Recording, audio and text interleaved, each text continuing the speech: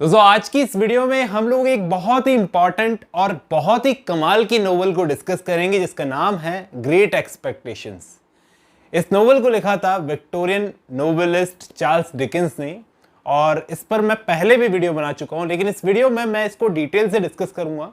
मतलब ये video 30 minute से भी ज्यादा लंबी हो सकती है, लेकिन इस वीडियो के एंड में आपको सब कुछ समझ में आ जाएगा और आंसर राइटिंग में आपको काफी हेल्प मिलेगी। चलिए शुरू करते हैं, मिलता हूं इस वीडियो के एंड में। तो इस कहानी की शुरुआत होती है 6 या 8 साल के एक छोटे से बच्चे से जिसका नाम है फिलिप। बड़ा प्यारा सा बच्चा है। ये अपना नाम ठीक से प्रोनाउंस नहीं कर सकता, तो ये अपने नाम को बोलता है पिप। और पिप पिप बोलते ही इसका नाम पड़ गया पिप। अनाथ बच्चा है, माँ और बाप इसके दोनों ही नहीं है। इसके कुछ भाई बहन भी थे बाकी के, जो ज़्यादा जी नहीं सके। ये सर्वाइव कर गया और इसकी एक बड़ी बहन है जिसकी शादी हो चुकी है। वो अपने पति जो के साथ में रहती है और उसी के पास ये रहता है। इसका बहनोई जो, वो एक लोहार का काम करता है। तो एक दिन क्या हुआ, एक दोपहर ये पिप दिसंबर के महीने में क्रिसमस वाली दोपहर को ये दिसंबर के महीने में अपने माँ बाप और भाई बहनों की कब्र पर गया। ये चुपचाप जाता था वहाँ पर, किसी को बताए बिना वहाँ पर बैठने गया। तो वहाँ पर बैठा था, तभी कब्र के पीछे एक खतरनाक सा बदमाश छुपा हुआ था। वो हाँफता हुआ फटे हुए कपड़ों में इसके पास आया और आकर उसने इस छोटे पिप को पकड़ लिया। पूछा, ए बच्चे, कहाँ रहते हो तुम? और पिप को उसने धमकी दी। वो धमकी देने लगा कि जाकर मेरे लिए अपने घर से कुछ खाने को लेके आओ, नहीं तो मेरा एक आदमी है, मैं उसे ऑर्डर दूंगा, वो तुम्हें मार देगा, जान से मार देगा। पिप बेचारा बच्चा ही था, उसे डर लग गया। वो भाग कर गया अपने घर। इसका बहना ही वहाँ पर काम कर रहा था। इससे बोला, बेटा तेरी बहन बहुत गुस्से में है, तुझे ढूंढ रही है। कहाँ गया था तू? मारेगी तुझे, एक काम कर, जाके दरवाजे के पीछे छुप जा। पिप की बहन बहुत ही गर्म दिमाग की, शॉर्ट टेम्पर टाइप की औरत है। वो पिप को डांटती मारती सब सब करती है। और इस औरत के रहते, अपनी बहन के रहते, पिप को डर लगने लगा कि कैसे चुराएगा वो खाना उस कैदी के लिए। जिस वक्त ये पूरी फैमिली खाना खा रही थी तो इसको डर लग रहा था। ये इसने क्या किया, अपना ब्रेड और बटर चुपचाप किसी की नज़रों में आया बिना उस कैदी के लिए छुपा लिया। बेचारा खुद भूखा रहा, इतना साफ दिल का है। इसका बहनोई जो है ना, वो बड़ा प्यार करता है इससे, इसे कंधे पर बैठाकर घुमाता है, कभी इसे डांटता मारता नहीं है। पिप ने उस धमकियों की वजह से अपने घर में जो ब्रांडी की बोतल पड़ी थी, उस ब्रांडी में से ब्रांडी चुरा ली और थोड़ा सा पानी उसमें भर दिया। इसको पता नहीं था वो पानी नहीं था, वो दवाई थी। खाना तो इसने चुरा ही लिया था और खाना थोड़ा और चुरा लिया इसने। और ब्रांडी लेकर वो भागा उस बदमाश के पास। उसने देखा कि वो बदमाश ठंड में काँप रहा था। उसने उसे खाना दिया, ब्रांडी दी और चुपचाप साइड में खड़ा हो गया। उस बदमाश को खाते हुए देखने लगा। वो बदमाश किसी कुत्ते की तरह खा रहा था और खाता खाता पिप से बोला, थैंक्स। पिप बहुत ही धीमी आवाज़ में उस बदमाश से बोला, अभी मैं जब रास्ते में तुम्हारे लिए खाना लेकर आ रहा था तो रास्ते में मुझे तुम्हारे जैसा एक और आदमी दिखा। ये सुनकर वो बदमाश खाता खाता रुक गया और पूछा, कहाँ देखा तुमने उस आदमी को? उसने अपना खाना फेंका और उस डायरेक्शन में जाने लगा जो डायरेक्शन पिप ने उसे बताई। पिप को तो लगा डर, वो भाग गया अपने घर पर, वापस अपने घर में भाग आया। उस शाम इसके घर में क्रिसमस की तैयारियां चल रही थी, क्योंकि आज इनके घर में कुछ खास रिश्तेदार आने वाले हैं। रिश्तेदारों के आने से पहले ये अपने बहनोई के साथ चर्च में गया। चर्च में जाकर गॉड से अपनी चोरी के लिए माफ़ी मांगी। जब तक ये घर पहुंचा तब तक इसके मेहमान आ चुके थे। इनके घर में मेहमानों में एक इसके अंकल भी थे, अंकल पंबलचुक, एक व्यापारी अंधविश्वासी टाइप के आदमी। जब पिप उन मेहमानों के बीच में गया तो उसे बच्चा समझकर सब उसके मज़े लेने लगे। लेकिन पिप को चिंता थी कि अभी इन लोगों को ब्रांडी सर्व की जाएगी और ब्रांडी पियेंगे तो ज़रूर ये पहचान लेंगे कि ब्रांडी नहीं, ये पानी है। जैसे ही अंकल पंबलचुक ने ब्रांडी को अपने होठों पे लगाया और अंदर पीने लगे, अगले ही मोमेंट उन्होंने उसे थूक दिया। पिप तो भाग गया कमरे से बाहर। पीछे पीछे इसका बहनोई भी कमरे से बाहर चला गया। बाहर जाके देखा तो 2 पुलिस वाले खड़े थे, हाथ में हथकड़ी लेकर। वो पिप के बहनोई इस लोहार जो से बोले कि हमारी हथकड़ी टूट गई है, बना दोगे क्या? दरअसल हम लोग यहाँ पर 2 कैदियों को ढूंढते हुए यहाँ पर आए हैं जो जेल से भाग गए हैं। इसी एरिया में कहीं पर छुपे हैं। जब तक जो उनकी हथकड़ी बना रहा था तब तक उन पुलिस वालों ने पूरी कहानी बताई कि कैसे कैसे वो कैदी जेल से भागे। तो यहाँ पर खड़े सारे मोहल्ले वाले उन पुलिस वालों की कहानी सुनने लगे, एक्साइटेड हो गए कि हम भी देखेंगे कैदी कैसे होते हैं। सारे लोग उन पुलिस वालों के पीछे पीछे चलने लगे। जो ने भी पिप को कंधे पर बैठा लिया और गए ये भी कैदी देखने के लिए। वहां जाकर इस पिप ने देखा, अरे ये तो वही आदमी है, वही बदमाश जिसे इसने खाना खिलाया था और ब्रांडी दी थी। वो कीचड़ में वो दूसरे वाले बदमाश के साथ में लड़ रहा था। पुलिस वाले ने उन दोनों बदमाशों को पकड़ लिया और अपने साथ में ले जाने लगे। फिर जब रास्ते में चलते चलते उस बदमाश ने पिप को देखा, नोटिस किया, तो इसने नोट किया, अरे ये तो वही बच्चा है जिसने मुझे खाने को ला कर दिया था। शायद ये बदमाश एक अच्छे दिल का आदमी है। खैर, उसे तो पुलिस पकड़ कर ले गई और पिप वापस अपने घर में आया, अपने जीजा के साथ में, अपने बहनोई के साथ में, और थका हारा सो गया। अब ऐसे ही पिप की जिंदगी के और कुछ साल गुजर गए। मतलब कि जब इसने उस बदमाश की मदद की थी वो किस्सा तो ख़त्म हो गया। खैर, इसने पढ़ना लिखना शुरू कर दिया। खुद तो पढ़ नहीं पाता था। एक अनाथ लड़की थी इसी की तरह, बेडी नाम की, वो इसे पढ़ना लिखना सिखाती थी, लेकिन ये सीख नहीं पाता था ढंग से। कुछ लेटर्स लिखता था अपने बहनोई जो को, उसे दिखाता था तो वो बेचारा पढ़ नहीं पाता था, वो पढ़ा लिखा नहीं था। वो अपने बचपन की कहानियाँ सुनाता था इसको। ये पूछता था कि आप पढ़े लिखे हो, तो वो बोलता था कि नहीं, मैं पढ़ा लिखा नहीं हूँ, क्योंकि मेरे फादर शराबी थे, लेकिन फिर भी एक अच्छे आदमी थे, अच्छे दिल के आदमी थे। अब इसका बहनोई इसको देखकर बड़ा खुश होता था कि पिप तो कम से कम पढ़ रहा है। अब दोस्तों, मैंने आपको बताया था वो अंकल पंबलचुक जो थे, जो क्रिसमस के दिन इनके घर पे आए थे, वो आकर इनको बोले एक दिन कि एक अमीर लैंडलेडी है मेरी, मिस हैविसम नाम है उनका, बिल्कुल अलग से इलाके में रहती है। वो कुछ छोटा सा बच्चा ढूंढ रही है जो उनके घर में उनकी बेटी के साथ खेल ले। तो मुझे आपके पिप का ख्याल आया। पिप की दीदी तो मतलब इसकी बहन तो पागल ही हो गई कि मेरा भाई अगर इन अमीर लोगों के घर जाएगा तो मतलब इसका फ्यूचर ही बन जाएगा, शायद कुछ अच्छा हो जाए। तो जल्दी जल्दी ये पिप को नहलाने लगी, तैयार करने लगी, अच्छे कपड़े पहनाए। पिप पहली बार अपने बहनोई से, जो से इतना दूर जा रहा था। अंकल पंबलचुक अपने साथ में ले गए उसको। अब मिस हैविसम से मिलने से पहले अंकल पंबलचुक ने उसे ठीक से सिखा दिया कि क्या क्या करना है, कैसे बिहेव करना है। और जब ये मिस हैविसम के घर गया तो देखा बहुत बड़ी सी बिल्डिंग, बहुत ही बड़ा घर, एकदम बंगला ईंटों से बना हुआ, लेकिन कुछ पुराना सा लग रहा था। अंदर जाते ही अंकल ने डोरबेल बजाई। एक जवान सी औरत ने दरवाज़ा खोला। ये अंदर गए तो एकदम झक अंधेरा, कैंडल्स जल रही थी घर में। फिर एक दरवाजे के अंदर गया पेप। अंदर जाके एक कमरे में गया तो देखा मिस हैविसम, जो एक बूढ़ी औरत थी, अधेड़ उम्र की औरत, जिसने एक येलो कलर का वेडिंग गाउन पहना हुआ था, वो गाउन जो शादी वाले दिन पहनते हैं। वो अपनी ड्रेसिंग टेबल पर बैठी थी। उसने पेप को इशारे से अपने पास बुलाया और पूछा, बच्चे डर क्यों रहे हो? चलो, मैंने तुम्हें यहाँ पर खेलने के लिए बुलाया है ना, तो खेलो। फिर मिस हैविसम ने अपनी बेटी को वहां पर बुलाया, जिसका नाम था एस्टेला। एस्टेला एक बड़ी खूबसूरत सी लड़की थी, पेप की ही उम्र की, जिसके साथ बैठकर ये कार्ड्स खेलने लगा। लेकिन एस्टेला बोली कि इसकी शक्ल तो देखो, कितना गंदा लड़का है ये, कपड़े देखो इसके। आखिर मिस हैविसम ने पेप से पूछा कि कैसी लगी एस्टेला मेरी बेटी? तो वो बोला, सच कहूं तो बहुत ही घमंडी है। पिप को यहाँ इस लड़की के साथ बिल्कुल भी अच्छा नहीं लग रहा था, क्योंकि एस्टेला बहुत ही बदतमीज लड़की थी और ये लड़का था इमोशनल, तो रोने लगा। इसके बाद ये गार्डन में घूमने लगा, जिसकी दशा खराब थी। घर पहुंचा तो सीधे इसकी दीदी ने इससे यही सवाल जवाब पूछना शुरू कर दिए कि मिस हैविसम कैसी थी, उनका घर कैसा था। ये सारे सवालों के झूठे झूठे जवाब देने लगा। लेकिन बाद में इसने अपने बहनोई जो को तो बता ही दिया कि एक्चुअली वहां पर क्या क्या हुआ था और लड़की कैसी घमंडी है वो। अब ये तो वापस आ गया, लेकिन वो लड़की और उसकी की हुई बेइज्जती इसके दिमाग में घूमने लगी, इसके दिमाग से जा नहीं रही थी। ये खुद को छोटा फील करने लगा और उन अमीरों को बड़ा फील करने लगा। और मन ही मन में इसने सोच सोच के ठान लिया कि अब मैं भी उस लड़की के लेवल का बनूंगा। अपनी दोस्त बिड़ी से बोला कि मुझे पढ़ाओ, जो कुछ भी तुम जानती हो मुझे पढ़ाओ। ये स्कूल जाने लगा, खूब पढ़ने लगा, पढ़ने में पूरा ध्यान दे रहा था। और एक दिन ऐसे ही इसने स्कूल से आते हुए देखा कि एक आदमी, एक स्ट्रेंजर इसे देखा। देखने में पता नहीं क्यों वो स्ट्रेंजर उस बदमाश जैसा लग रहा था जिसकी शुरू में इसने मदद की थी। ठीक है, तो ये स्कूल जाने लगा, खूब पढ़ने लगा। फिर वो स्ट्रेंजर इसे दिखा नहीं। पूरे एक हफ्ते के बाद में ये वापस मिस हैविसम के घर गया। वहां जाकर इसने देखा कि मिस हैविसम के कुछ रिश्तेदार वहां पर आए हुए थे। एस्टेला भी से वहां पर मिली। इसने नोट किया कि इस घर के लोग और इस घर में आए हुए सारे रिश्तेदार सारे के सारे घमंडी हैं। आज मिस हैविसम का बर्थडे है, इसलिए सारे रिश्तेदार उनसे मिलने आए, जो हर साल इसी दिन आते हैं। उनके जाने के बाद पेप एस्टेला के साथ कार्ड्स खेलने लगा। पीछे बैठी मिस हैविसम अपनी बेटी की तारीफें करने लगी कि मेरी बेटी तो कितनी खूबसूरत है, ये सब चीज़ें। पता नहीं ये दोनों माँ बेटी चाहती क्या है आखिर पेप से। जाते जाते मिस हैविसम कि किसी नौकर से उसकी लड़ाई हो गई। इसका इसे डर लगा कि वापस कल आऊँगा तो मिस हैविसम इसे डांटेगी, लेकिन ऐसा कुछ भी नहीं हुआ। लगभग 8-10 महीनों तक ऐसे ही ये मिस हैविसम के घर जाता रहा, एस्टेला के साथ खेलता था। मिस हैविसम बार बार इसके सामने एक ही बात बोलती थी, बार बार एक ही बात बोलती थी कि मेरी बेटी कितनी खूबसूरत है। आखिर ये औरत चाहती क्या थी पेप से? पेप हमेशा मिस हैविसम के सामने अपने बहनोई की तारीफ करता था, जैसे ये अपनी बेटी की तारीफ करती थी, ये अपने बहनोई की तारीफ करता था कि मेरा बहनोई जो है, जो वो बहुत अच्छा आदमी है। मिस हैविसम ने एक दिन बोल ही दिया कि मैं देखना चाहूंगी तुम्हारे बहनोई को। और मिस हैविसम के कहने पर अगले दिन इसका सीधा साधा बहनोई आया मिस हैविसम के बड़े से बंगले पर। बड़ा घबराया हुआ था, क्योंकि इससे पहले कभी भी वो इस तरह से किसी बड़ी जगह पर आया नहीं था।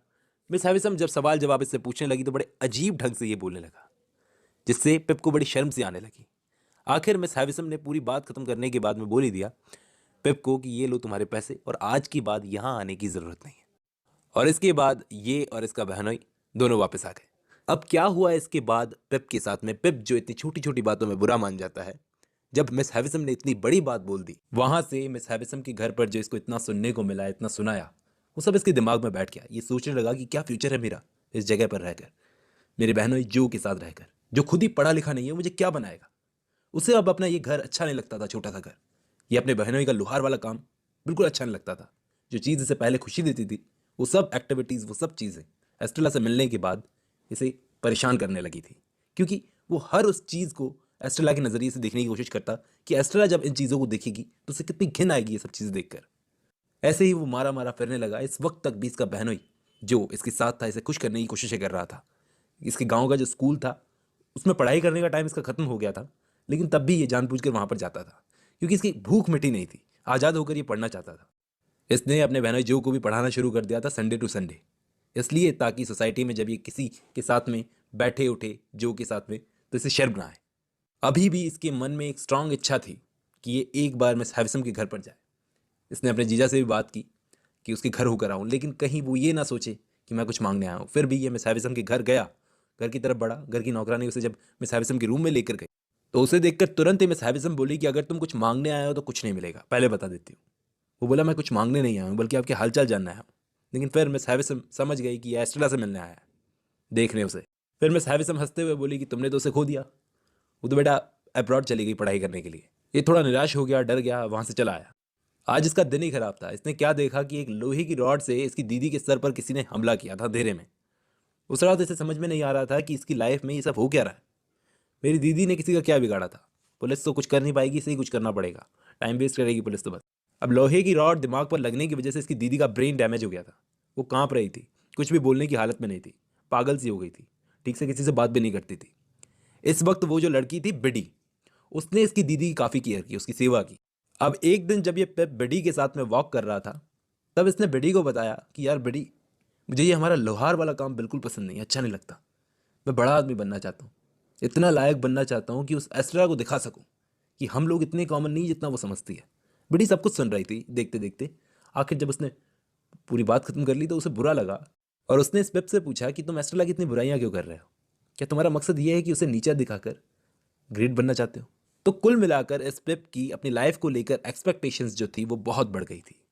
अब कुछ और साल गुजरे तो पेप की मुलाकात होती है एक फेमस लॉयर से, मिस्टर जैगर्स, लंदन का एक बहुत ही फेमस लॉयर।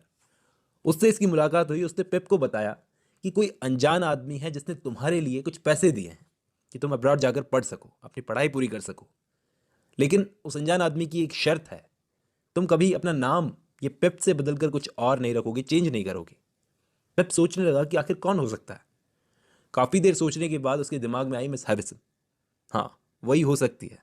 इसने फटाफट फटाफट नए कपड़े खरीदे। जितना जल्दी हुआ उतना जल्दी ये लंदन यहाँ से निकल जाना चाहता था, इस गंदे गांव से। अब ये यहाँ से जा रहा था तो बिडी और जो ने इसको कॉन्ग्रेचुलेट किया, लेकिन उन दोनों की कॉन्ग्रेचुलेशंस में एक सैडनेस थी। वो दोनों ही नहीं चाहते थे कि पिप उनसे दूर जाए। वो सोचने लगा कि ये आखिरी रात है जो मैं इस छोटे से कमरे में सो रहा हूँ। वो अपने फ्यूचर को लेकर बहुत ही ज़्यादा एक्साइटेड था। उसकी एक्सपेक्टेशंस मैंने आपको बताया बहुत बढ़ गई थी, ग्रेट बन चुकी थी। उसने देखा कि उस रात इसका बहनोई जो बिडी के साथ में कुछ बात कर रहा था।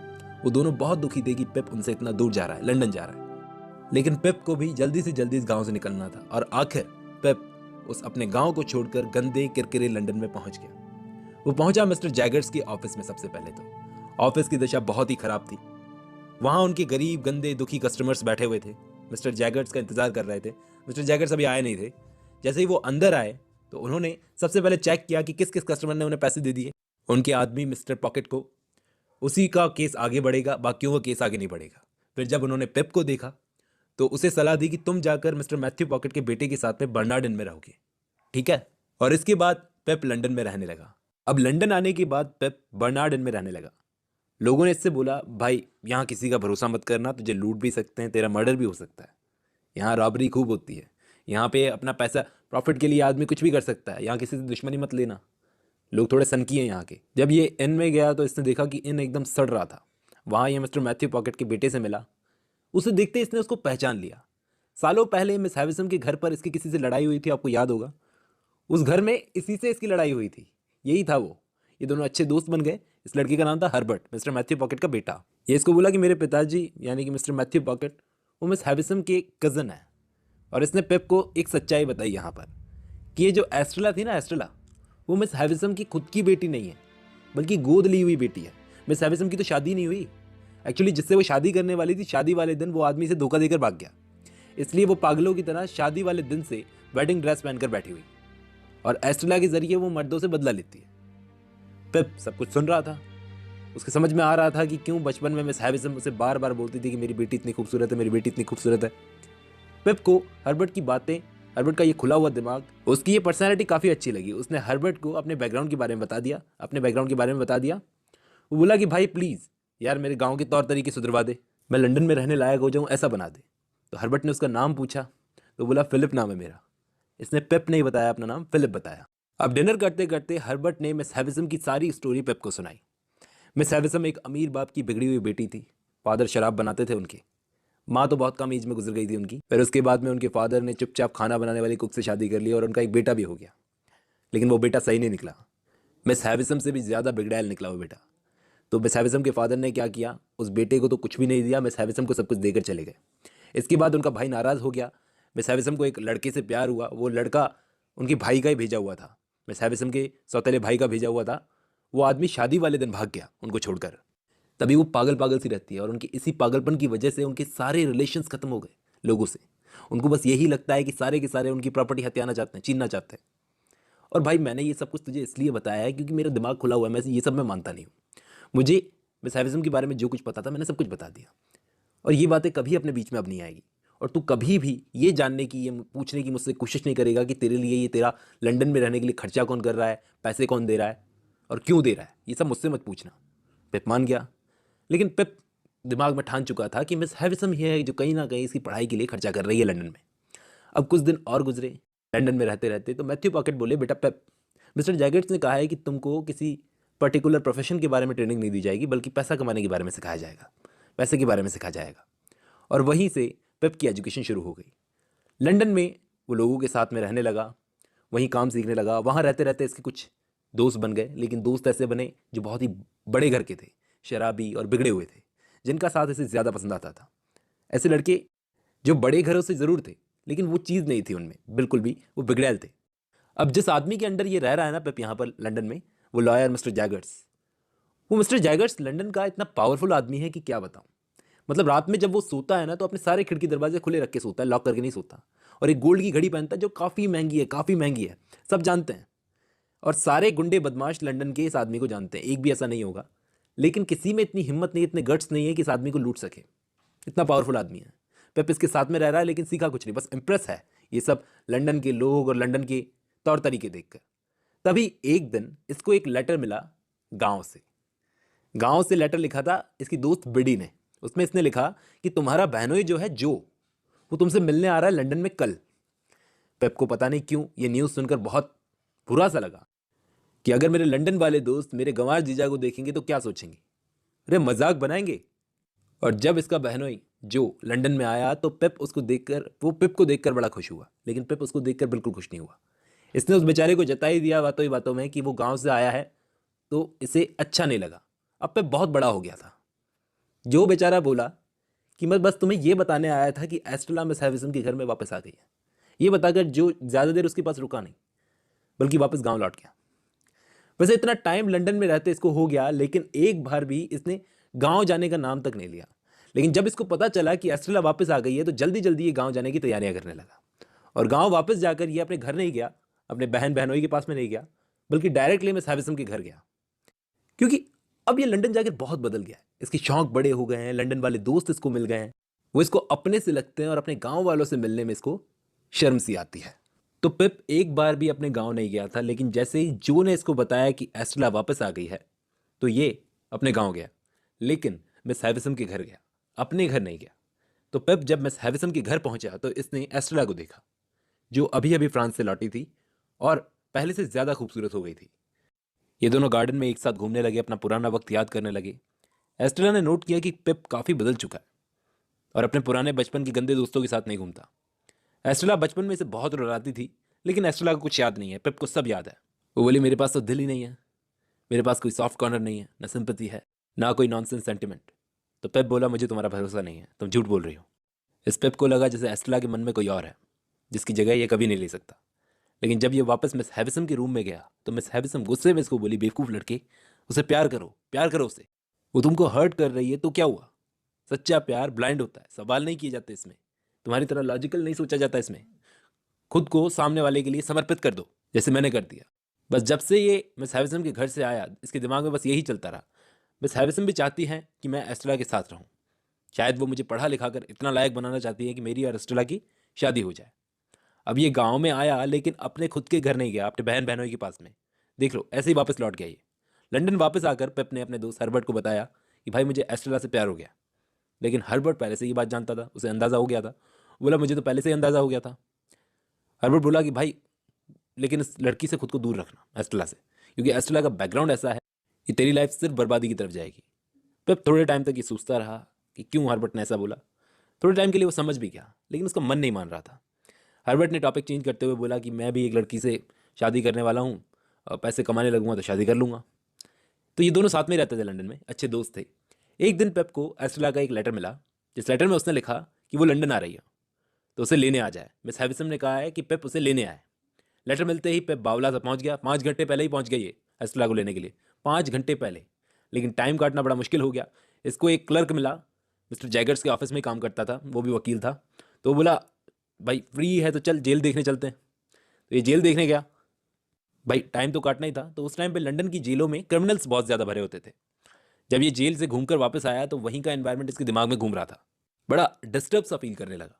लेकिन जैसे ही एस्टेला आई तो इसका माइंड थोड़ा ठीक हो गया, इसका मूड ठीक हो गया। सीधी सी बात है, अगर एस्टेला आई है तो खर्चे तो इसके होंगे। उसको चाय पिलाई, बग्गी में बैठा कर लेकर गया जहाँ पे लंदन में वो रुकने वाली थी। वहाँ पर पीछे पीछे घूम रहा था ये। एस्टेला को देखकर इसने सोचा कि कितना अच्छा होता अगर मैं और ये ज़िंदगी भर एक साथ रहते। अब दोस्तों लंदन में ये रह रहा था, लंदन के खर्चे बहुत भारी थे, कुछ ज़्यादा ही खर्चे कर रहा था ये। और हर्बर्ट का भी यही हाल था, इसके साथ में रहते रहते दोनों कर्जे में डूबते गए। इन दोनों ने एक क्लब की मेंबरशिप ले ली थी, वो क्लब बहुत महंगा था। इतना कर्जे में डूबने के बावजूद इनके खर्चे रुक ही नहीं रहते। बार बार ये अपने कर्जों का हिसाब लगाते और खुद को झूठा दिलासा देते कि अभी भी सिचुएशन हमारे कंट्रोल में है। आखिर एक शाम गांव से इसे एक लेटर मिला। उस लेटर में लिखा था कि इसकी दीदी थी ना जो, उसकी डेथ हो गई है और अब इसे गांव जाना पड़ेगा। गांव गया, वहाँ सीरियस माहौल था। ये बेड़ी के पास जाकर उस पर चिल्लाया कि एक बार बता तो सकती थी कि मेरी दीदी की तबीयत इतनी ख़राब है। तो बेड़ी पता है क्या बोली?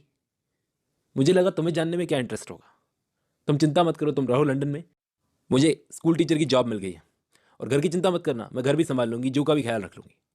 ये बोला ऐसा क्यों बोल रही हो, मैं आता रहूँगा तुम लोगों से मिलने के लिए, जैसे अभी बहुत आता रहा है ये। और अगली सुबह ही पेप वापस लंदन के लिए रवाना हो गया। अभी 21 साल का हो चुका था। तो एक दिन मिस्टर जैगर्स ने इसको अपने ऑफिस में बुलवाया। पेप को लगा शायद वो अब मिस्टर जैगर्स अब नाम बताएंगे जो इसके लिए पीठ पीछे से खर्चा कर रहा है।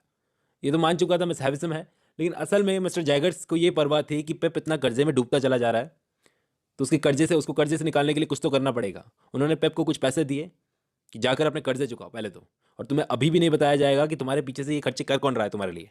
अब लंदन में जहाँ पर एस्टेला रह रही थी वहाँ पर इसके पीछे पीछे ये पागल सा बावला सा घूमता रहता था। जहाँ एस्टेला रह रही थी वहाँ पर चला जाता था, बार बार जाता था।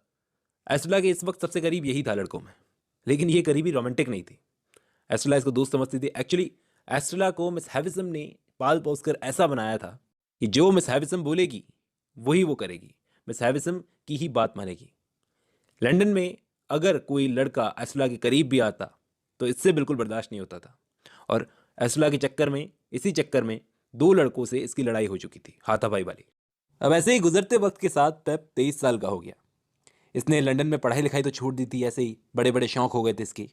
तो एक तूफानी रात इसको एक अजीब सा आदमी मिला, एक रफ गंजा सा आदमी जिसका बोलने का लहजा एकदम लोअर क्लास जैसा लग रहा था। अब आप यकीन नहीं करोगे कि वो आदमी कौन था। वो आदमी वो बदमाश था जिसकी बचपन में इसने खाना खिलाकर, ब्रेड खिलाकर मदद की थी, ब्रांडी पिलाकर। वो आदमी पेप से बोला, अरे तुम तो काफ़ी बड़े हो गए। पेप उससे बात नहीं करना चाहता था। तब की बात कुछ और थी, तब वो बच्चा था। अभी वो एक क्रिमिनल से बात क्यों करेगा। वो घूमकर जाने लगा। तभी पीछे से वो बदमाश बोला, तुम्हें क्या लगता है तुम पर ये लंदन में रहने का खर्चा कौन कर रहा है? मैं कर रहा हूं। पेप ये सुनकर एकदम स्पीचलेस, एकदम चुप, जैसे बेहोश होने वाला हो। वो बोला कि मैंने न्यू साउथ वेल्स में जाकर दिन रात काम किया शेपर्ड का। बच्चे पता है क्यों? ताकि तू पढ़ सके, तुझे जेंटल आदमी बना सकूं। मैं तुम्हारा दूसरा बाप हूं, ऐसा समझ लो। और बता ये सब मैं क्यों कर रहा हूं? क्योंकि उस दिन तेरे बचपन में जब मैं भूखा मर रहा था ठंड से, उस वक्त तूने मेरा पेट भरा था, उसी का बदला है ये सब। मैं इलीगली लंदन में आया हूँ, पकड़ा भी जा सकता हूँ, मुझे लटका भी दिया जा सकता है। पेप उसे अपने साथ अपने घर में ले गया, छुपा लिया। तो पेप की तो सारी एक्सपेक्टेशंस ये सच सुनने के बाद में तहस नहस हो गई जब उसे पता चला कि मिस हैविसम उस पर खर्चा नहीं कर रही थी और एस्ट्रेला उसकी किस्मत में नहीं है। और उससे भी बड़ी बात कि इस क्रिमिनल के लिए ये जो और बिडी को गांव में अकेला छोड़कर आ गया। इस बदमाश की, इस क्रिमिनल की अपीयरेंस से उसे डर सा लगने लगा था। जैसे ही वो क्रिमिनल सो गया तो इसने उसे रूम में लॉक कर दिया। इस क्रिमिनल का नाम है मैगविच। अब इसे डर सा लग रहा था कि ऐसे आदमी के साथ रहना खतरे से खाली नहीं है। इसने फैसला किया कि ये क्रिमिनल का दिया हुआ एक एक पैसा वापस लौटा देगा। लेकिन लौटाएगा कैसे, क्योंकि पहले ये कर्जे के तले दबा चला जा रहा है और अभी इतना लायक भी नहीं है कि कुछ काम कर सके। पेप और हर्बर्ट ने उस क्रिमिनल मैगविच से पूछा कि आप अपनी कहानी सुनाओ कि आप क्रिमिनल बने कैसे। तो उसने बताया कि मैं अनाथ था, गलियों में घूमता था, सर्वाइव करने के लिए क्राइम्स करता था। फिर एक दिन मुझे एक अमीर पढ़ा लिखा आदमी मिला, एक जेंटलमैन जिसका नाम था कंपेसन। अब वो इतना पढ़ा लिखा जेंटल आदमी था, लेकिन उसके साथ मिलकर उसके अंडर मैंने क्राइम करना शुरू कर दिया। उस वक्त कोई आदमी था, कोई बहुत बड़ा आदमी था, आर्थर नाम का, उसके लिए हम काम कर रहे थे। कोई अमीर औरत थी, उससे शादी का नाटक करना था। अब आप समझ रहे हो कहानी, मिस हैविसम की यहां पर बात की जा रही है। उस औरत के भाई के कहने पर हमें उस औरत के साथ शादी का नाटक करना था और शादी वाले दिन कंपेसन भाग गया। लेकिन इस जालसाजी के चक्कर में हम दोनों को अरेस्ट कर लिया गया। मैंने तो अपना सब कुछ बेच दिया मिस्टर जैगर्स को हायर करने के लिए, अपने लॉयर हायर करने के लिए। लेकिन कंपेसन के लॉयर ने मुझ पर, मेरी इमेज पर दाग लगाना शुरू कर दिया, खराब करना शुरू कर दिया कि मैं एक गरीब आदमी हूं तो मैं कुछ भी कर सकता हूं। तो कोर्ट ने उस कंपेसन को कम सजा सुनाई और मुझे ज़्यादा सुना दी। तब से मैं उसका दुश्मन बन गया। बचपन में, तुझे याद होगा, पेप को बोला उस आदमी ने, जिस आदमी से मैं लड़ रहा था कीचड़ में, पुलिस हमें पकड़ने आई थी, वो वही आदमी था, कंपेसन। तब से मैं उसका दुश्मन बन गया। मुझे नहीं पता आज वो जिंदा है या मर गया। अब दोस्तों, यहां पर एक बात आपने नोट की कि मिस हैविसम भी इस कहानी से कनेक्टेड है। ये क्रिमिनल जिस आदमी के बारे में बता रहा है कंपेसन, वो आदमी मिस हैविसम को सालों पहले शादी वाले दिन धोखा देकर भाग गया था। अभी तो पेप को ये झटके लगे हैं, अभी तो झटके लगने बाकी हैं। ये जब मिस हैविसम के पास गया तो उनसे जाकर 4 सवाल इसने पूछे। क्या जब पहली बार मैं आपके पास आया था, आपके घर में, क्या आपने मुझे अपना नौकर माना था? क्या ये चीज कोइंसिडेंस है कि वो जो लॉयर है मिस्टर जैगर्स, वो आपका और उस बदमाश दोनों का काम करता है, दोनों के लिए काम करता है? तीसरा सवाल ये था, क्या आपको पता था, मैं समझता था कि आप मेरे लिए लंदन में खर्चा कर रही हैं, लेकिन आपने चलने दिया मुझे परेशान करने के लिए। ये सारी बातें सच थी और इन सारी बातों को मिस हैविसम ने माना कि हाँ, ये सब सच है। मैंने पहली बार तुम्हें नौकर माना था और मुझे पता था कि तुम समझ रहे हो कि लंदन में मैं तुम पे खर्चा कर रही हूं, मैंने ये सब चलने दिया। इस वक्त पेप मिस हैविसम से बोला कि आप लोगों पर भरोसा करना सीखो, सब धोखेबाज नहीं होते। लेकिन मिस हैविसम ने कोई रिस्पॉन्स नहीं दिया। अब इसको एक और झटका लगना बाकी था। इसको पता चला यहीं पर कि एस्ट्रेला शादी कर रही है किसी लड़के से, उस लड़के से जिसको इसने एस्ट्रेला के चक्कर में पीटा था। एस्ट्रेला उसी लड़के से शादी कर रही थी। उस वक्त ये एस्ट्रेला के सामने गिड़गिड़ाया, बोला कि वो लड़का तुम्हारे लिए सही नहीं है, मुझसे ना सही तो ठीक है, किसी ढंग के लड़के से शादी कर लो जो तुम्हें सच में प्यार कर सके। एक बार को तो एस्ट्रेला को पेप की बोली, ये सच्चे दिल से बोली हुई बात लग गई, लेकिन उसने बोला कि तुम चिंता मत करो, तुम इस गम से उभर जाओगे। पेप रोने लगा कि कभी नहीं उभर पाऊंगा। मिस हैविसम ये सारा सीन देख रही थी। आखिर जो वो चाहती थी पेप के बचपन से, वो सब आंखों के सामने वो देख रही थी। पेप रोता हुआ लंदन वापस आ गया।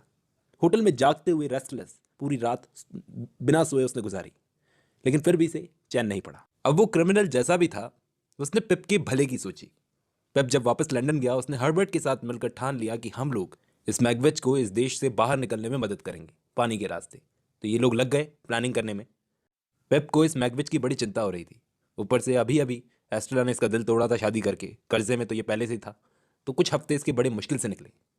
अब एक रात इसका जाना हुआ मिस्टर जैगर्स के घर पर। पेप को अभी एक झटका लगना और बाकी है इसको, बहुत बड़ा। पेप को उन्होंने अपने घर में डिनर के लिए इनवाइट किया। वहां पर पेप की मुलाकात हुई मिस्टर जैगर्स की एक नौकरानी से, जिसको देखकर इसको ऐसा लगा वो नौकरानी जो खड़ी है वो बिल्कुल एस्ट्रेला जैसी लग रही थी। गौर से सुनना, वो नौकरानी बिल्कुल एस्ट्रेला जैसी लग रही थी। खैर, एस्ट्रेला तो नहीं थी, लेकिन वो नौकरानी बूढ़ी भी थी थोड़ी सी। तो उन्होंने पेप से कहा कि मिस हैविसम चाहती है कि तुम उनके पास जाओ, मिस हैविसम तुमको बुला रही है, रिक्वेस्ट कर रही है एक तरह से।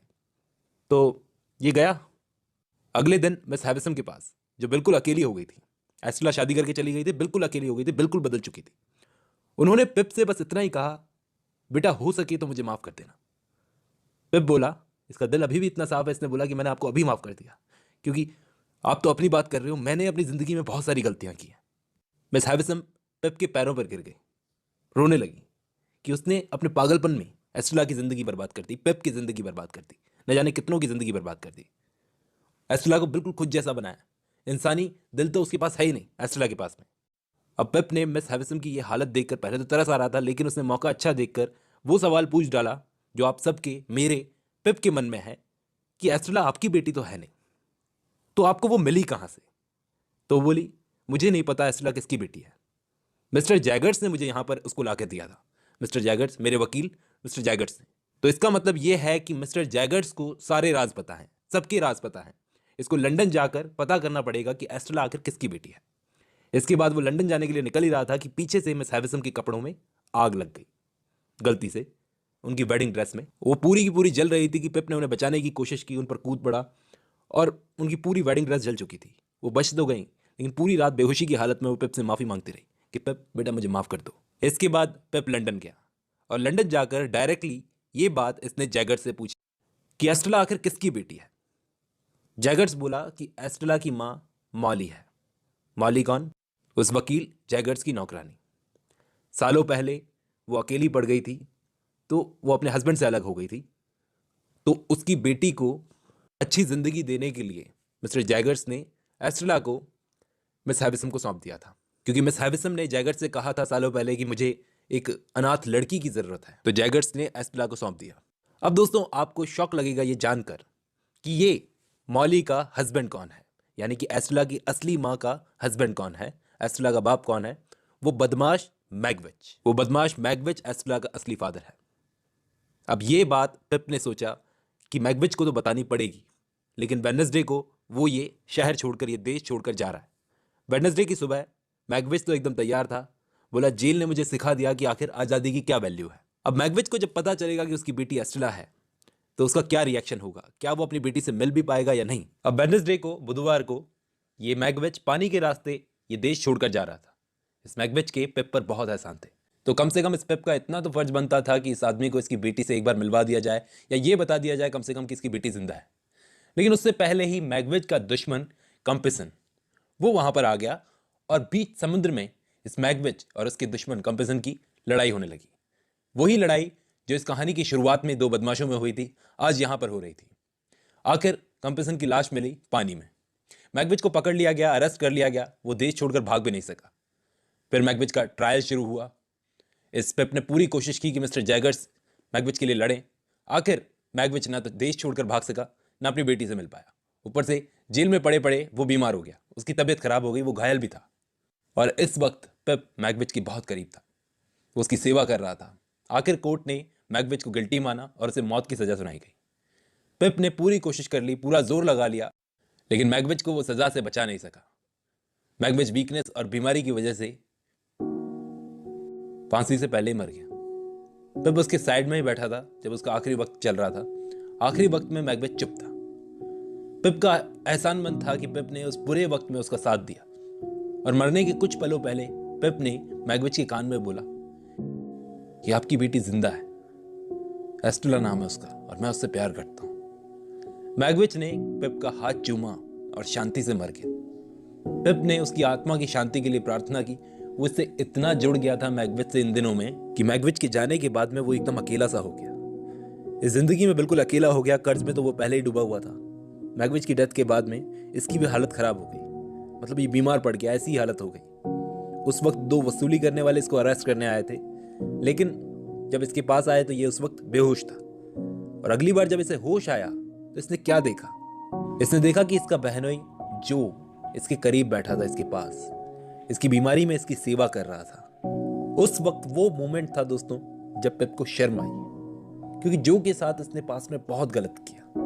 जब जो इससे मिलने आया लंदन में तो इसने उसको अपना गवार जीजा बोल करके वापस भेज दिया, लेकिन जो के लिए अभी भी पिप उसका दोस्त था। उसने पिप को गांव के बारे में बताया कि मिस हैविसम की तो डेथ हो चुकी है, वो तो गुजर गई, अपनी सारी प्रॉपर्टी अपने रिश्तेदारों के नाम करके गई। और ऐसे ही कई दिनों तक ये दोनों एक साथ रहे। पता है दोस्तों, वो जो लड़की थी ना बिडी, जो शुरू से इसकी फैमिली के साथ में थी, वो भी पिप से बहुत प्यार करती थी, लेकिन इसने कभी उसे नहीं पहचाना। जो ने पिप के सारे कर्जे चुका दिए। पिप का दिल बहुत दुखा कि इंसान जब हवा में होता है तो उसे नीचे का कुछ दिखाई नहीं देता। इसने फैसला किया कि गांव जाकर सबसे पहले बिडी से शादी करेगा। कुछ दिनों बाद जब ये ठीक हुआ, चलने की हालत में हुआ, तो सबसे पहले गांव गया। तो इसकी एक्सपेक्टेशंस वहाँ भी खत्म हो गई। सबसे पहले तो ये कि जिस गांव में इसकी बहुत रिस्पेक्ट थी, बहुत इज्जत थी, ये लंदन गया है पढ़ने के लिए, उसी गांव में उसे इतना इज्जत देकर बात नहीं की जा रही थी। पहले लोग जो इज्जत कर रहे थे, अब खबर जब पहुंची कि लंदन में क्या करके आया है, तो कोई इसकी रिस्पेक्ट नहीं कर रहा था। दूसरा, जिस बिडी से ये शादी करने आया था, उस बिडी ने इसके बहनोई जो से शादी कर ली थी। पिप का दिल एक बार फिर से टूट गया।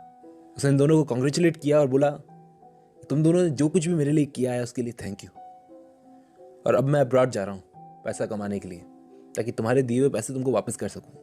ऐसा मत समझना कि एहसान उतार रहा हूँ, तुम दोनों का हमेशा मैं कर्जदार रहूँगा। इतना बोलकर पिप चला गया। हर्बर्ट के साथ एक कंपनी में जॉब करने लगा। कुछ सालों तक काम करके उसने सारे कर्जे तो चुका दिए, लेकिन वापस वो लंदन नहीं आया। अगले 11 सालों तक वो वहीं पर काम करता रहा और इंग्लैंड वापस लौट कर नहीं आया। फिर 1 दिसंबर की शाम जब वो वापस आया तो जो और बिडी से मिला, जिनका अब एक बच्चा हो गया था, छोटा सा 10-11 साल का। उसका नाम उन्होंने रखा था पिप। उस बच्चे को देखकर पिप को उस बच्चे में अपना बचपन दिख रहा था। उस बच्चे को अपने साथ लेकर गया घुमाने। बिडी ने उससे कहा कि अब तो शादी कर ले, लेकिन इसकी कोई इच्छा नहीं थी। इसने कहा मेरी इच्छा नहीं है। तो उसने पूछा अभी भी एस्ट्रेला तेरे मन में? तो बोला नहीं, मैं तो भुला चुका।